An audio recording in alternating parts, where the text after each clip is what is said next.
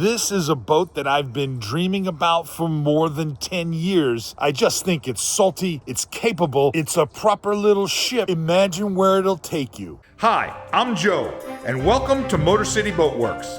Let's get to work.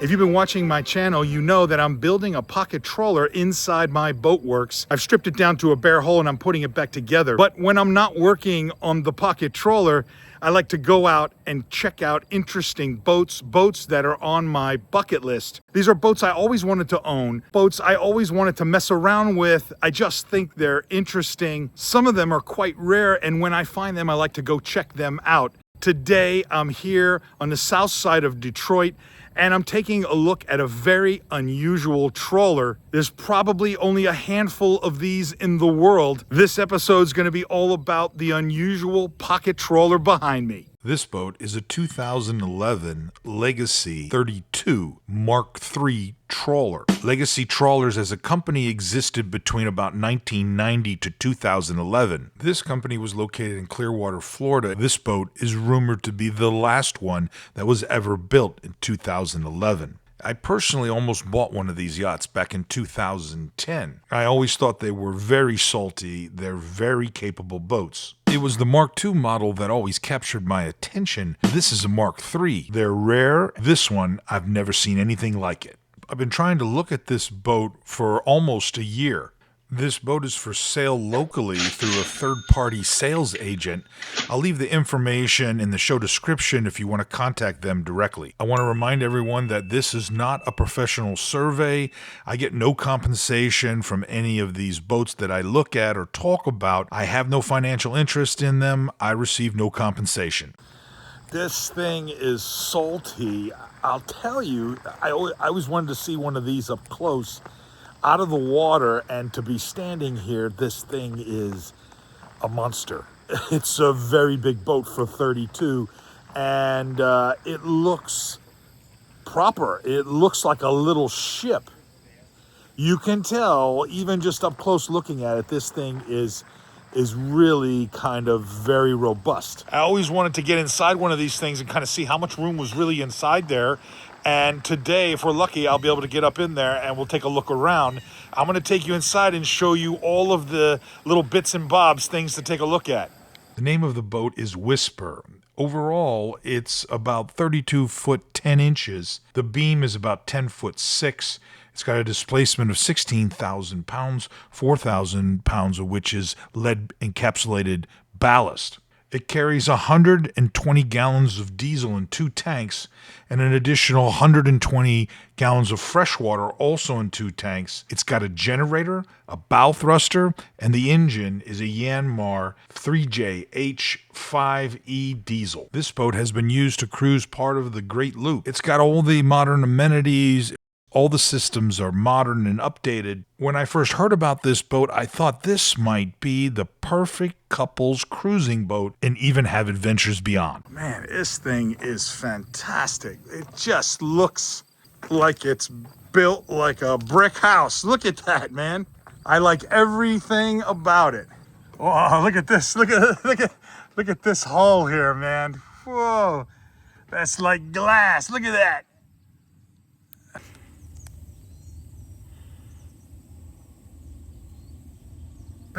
Basically, it needs the bottom cleaned.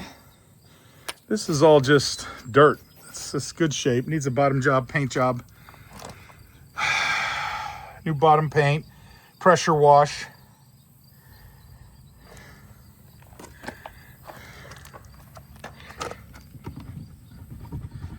Rudder's good.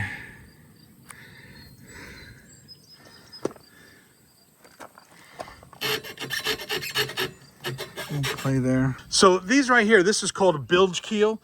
This is the keel, but this is called a bilge keel, and they sometimes put these on boats to help in stability. In Europe, they'll be a lot bigger, and you can actually rest the boat on the hard like at low tide. Here, it's obviously for stability. These are integral to the boat. The build quality on this Legacy is really very impressive. I gotta tell you, everything is proper. It reminds me of a Fisher 35 or the Fisher trawler. It's really very high quality.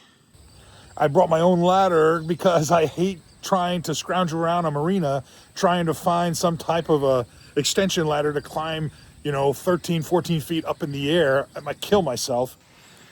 The seller's agent warned me that the boat was dirty, and I said, no problem. I'd rather get a chance to look at the boat and see what's going on and kind of capture some pictures and video of it before, something happens and we're just not able to look at it again. Luckily, this thing comes on its own cradle, and it's set up in the yards for, I guess, storage. People often ask me what trawler would I recommend for doing the Great Loop.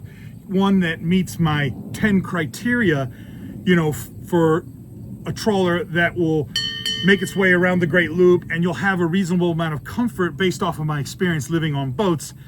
Well, I have an episode where I talk about that. You're going to want to check that out. But I would say that this boat, the Legacy Mark III, this particular model might fit that category. The only exception being is that I don't really think that it's trailerable. This boat is just too heavy. It's too robust and probably sits too high on a do-it-yourself trailer.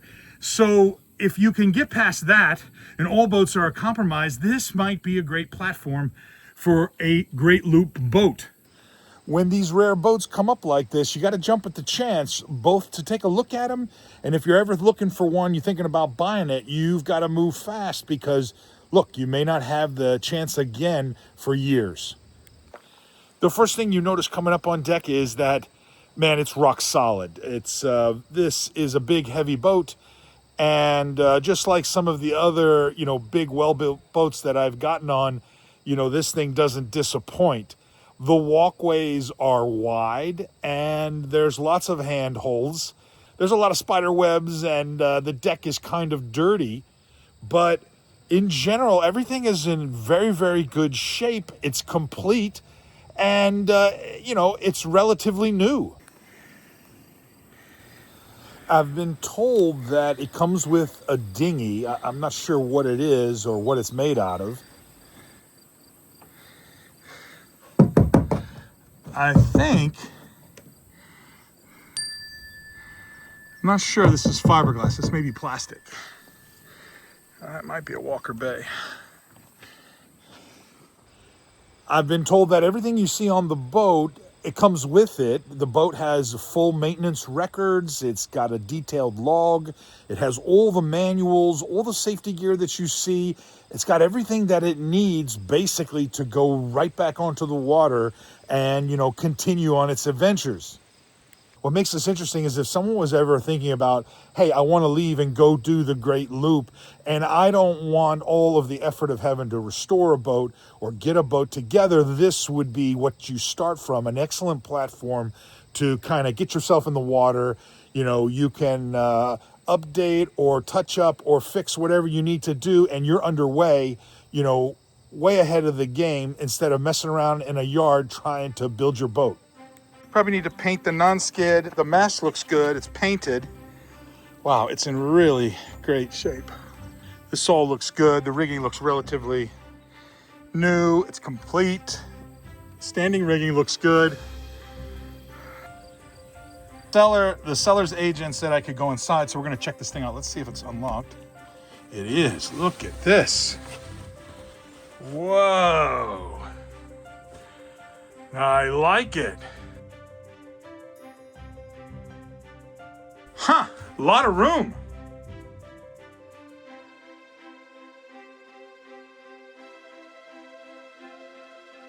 That's your helm there, look at that. Gonna have a Yanmar engine.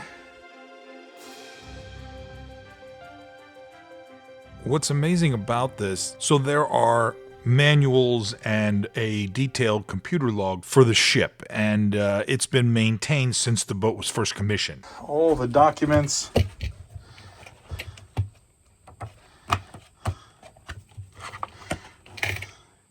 All the maintenance.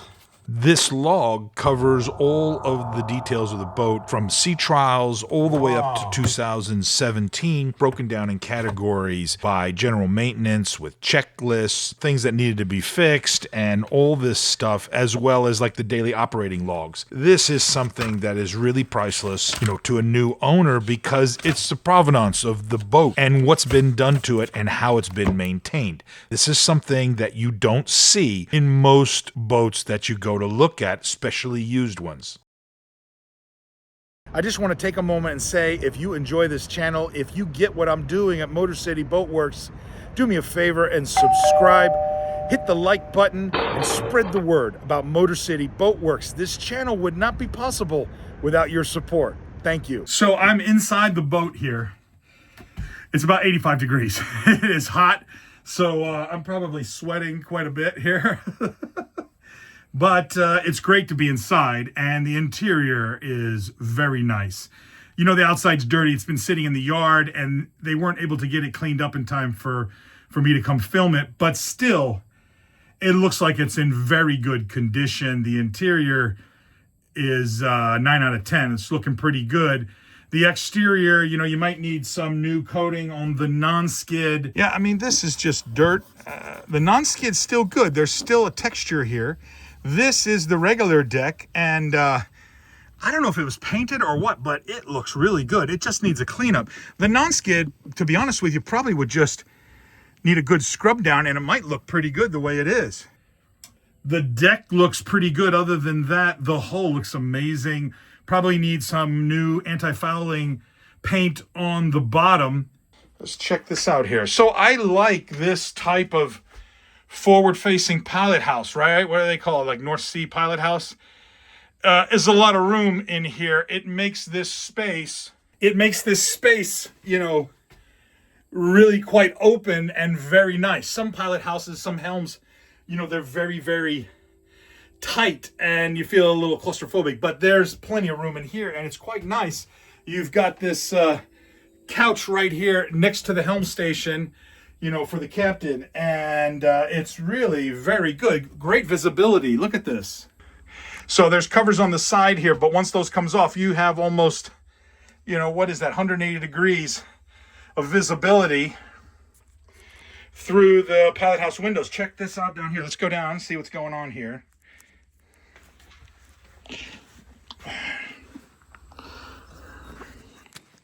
It's a little bit steep, but not bad. I think the way to go down is backwards here. Check this out here. I'll come in here. Yeah, look at that. Now I've got this set on wide angle so you can kind of see the space. And boy, that's nice. This boat is all set up for living aboard. It's got 120 volt service all throughout the boat, as well as a diesel generator that will run all the electrical requirements. For the 12 volt system, it's got a total battery bank of about 500 amp hours. And that doesn't include the starting battery.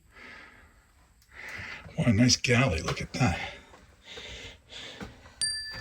Oh! Cavernous ice box. 5 cubic feet refrigerator capacity with another 2 feet for freezer. Yeah, here's your cold plate in here. Look at that.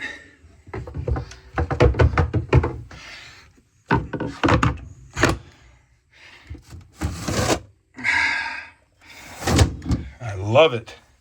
Solid state countertop. That's awesome. Just terrific here.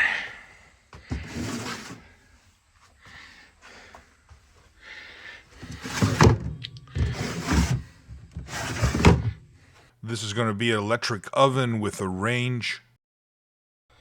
This one looks like it might be electric cooktop. I'm not 100% sure. See the cooktop there. Here's your bathroom. Wet head.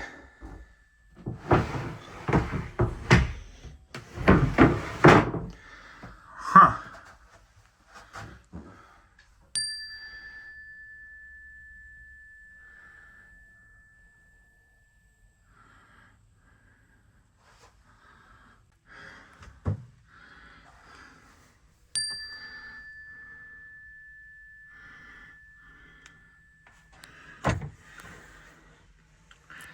Hatch up top.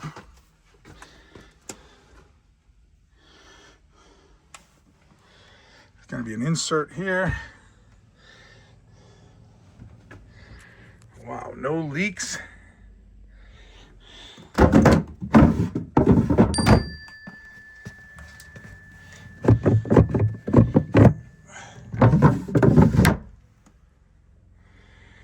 Well,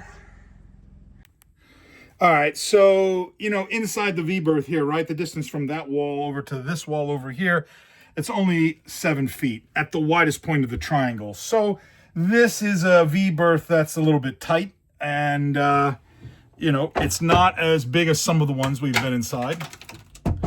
But it does have a lot of great features, like this closing door. The quality is extremely high on all of the fittings, the wood. None of this appears to be plywood. It looks like it's solid, you know, unless it's maybe one of these cabinets or something. But even inside here, this is lined with cedar. Look at that.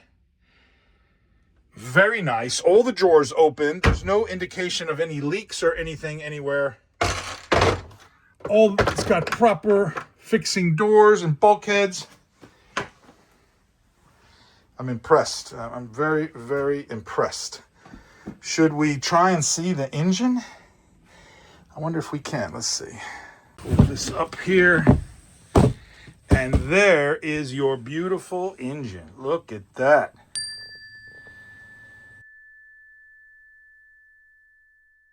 All the maintenance records for the diesel engine, that's all contained in the logbook.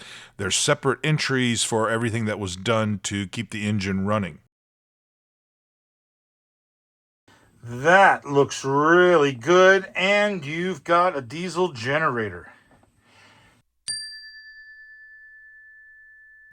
Now, I've kind of learned, rather than get into the specifics of what's going on mechanically, I just think it's better to show you some pictures. You can research all of the details by contacting the owner and get all your questions answered that way. Most of the systems seem to be pretty up to date. Everything is in amazing shape. The exterior of the boat, while it could use a cleaning, it looks pretty good. You've got a nice set of amenities on the inside of the boat and this amazing pilot house area to steer the boat from. If you're looking for a go-anywhere pocket trawler type of vessel, I think you probably wouldn't do wrong by choosing something like this. I know it's been on my bucket list for a very, very long time. If you want more information on this boat, if you want to find out all the details, I'll put the contact information for the owner's seller in the description. You can contact them directly and get all your questions answered. Well, there you go. This is a boat that I always wanted to take a look at. They're very, very rare, especially this Mark III model. And I tell you, it doesn't disappoint. This is a very cool boat. It's like a proper ship. I really love that. Well, I hope you enjoyed this episode. Be sure to check out my other episodes about pocket trawlers you might choose for the Great Loop. I want to thank you for stopping by. We'll see you next time. Stay motivated.